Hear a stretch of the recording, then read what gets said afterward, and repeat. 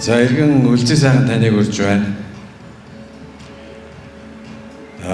Амтны ферм гэж зохиол дээр гахаа илүү тэгш хэрэгтэй гэж заасан байдаг. Социализмын үед зөвлөлттэй мэрэгчлэтнүүд Монгол улсад Монгол хүнээс илүү их эдэлж байсан. Энэ бүхэнд игдүүдсэн залуучууд эвлэлд нь нэгдэж хүний эрхээ инхүү тунхаглаж байсан юм аа. Ортонд байгаа хүний эрхийн хороо, удамжинд байгаа хүний эрхийн хороо яг энэ заалны ялгаагаар мэдэгдэж байна. Тэгээд иргэн үлзий сайхан таныг үгүй хэлнэ хэмээн урьж байна.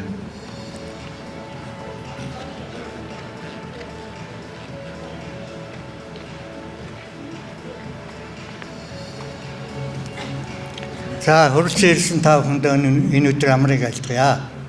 Би сонгон хайрхан дүүргийн иргэн үлзий сайхан гэдэг хүн. За манай Монголын нийгэм нэг л биш байна. Ард түмэн нэгдсэн үзэл санаа алга байна. Итгэл үнэмшил алга байна. Энэ бүхнийг нэгдсэн үзэл санаатай байх, итгэл үнэмшилтэй байх гэдгийг үндсэн хуулинд заасан. Тэрийг бид нар аль хэдийн алдчихжээ. За энэ юунаас болсон гэхдээ зэрэг яг иргэн хүний чинь улс төрийн эрх гэдэг юм хамаг юмных нь эрхийн үндэс нь байдаг. Улс төрийн эрх. Бид нар улс төрийн эрхийг зүгээр нэг сонгуульд өгснөөр хязгаарлаад ойлгоод идэг. Тэр бол биш юм байна. Үндсэн хуулинд засгийн бүх эрх ард түмний мэдэлтэй гэдэг. Засгийн бүх эрхийг ард түмний мэдэлгээд иргэн хүн бүрд тийм том эрхийг өгчихсөн тийм заалт байдаг. Тэрийг бид нэр хэрэгжүүлж, тэрийг бид нэр ашиглаж чадахгүй явсаар үдий хөрлөө. Нэг жишээ хэлье. Нямбатар дарга хууль зүйн сайд байхдаа засаг сархай нутаг дэвсгэрийн хуулинд өөрчлөлт оруулаад иргэдийн нийтийн хурлыг тухайн хорооны засаг даргын мэдэлд өгчөж байгаа байхгүй. 6 хурл байдаг.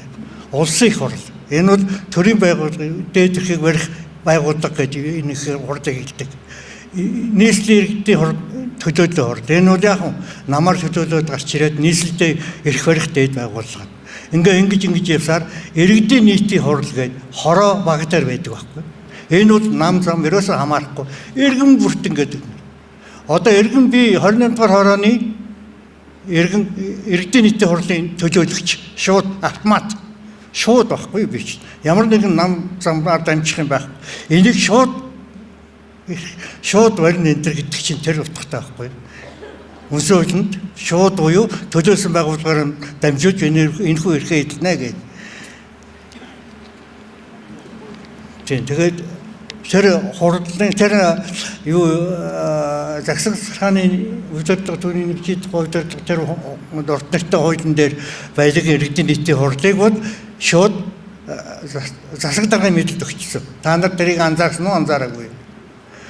Тэгээд иргэдийн нийтийн хурл маань тамгуулсан. Даргуулсан.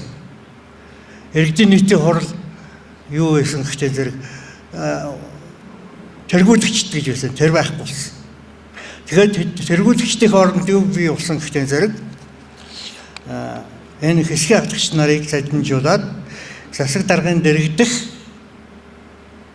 удирдлагын зөвлөл гэж болгоцсон. Тэгээ яг үндсэн чанартай тэр удирдлагын зөвлөл гэдэг чинь сонгуулийн бүчил болцсон.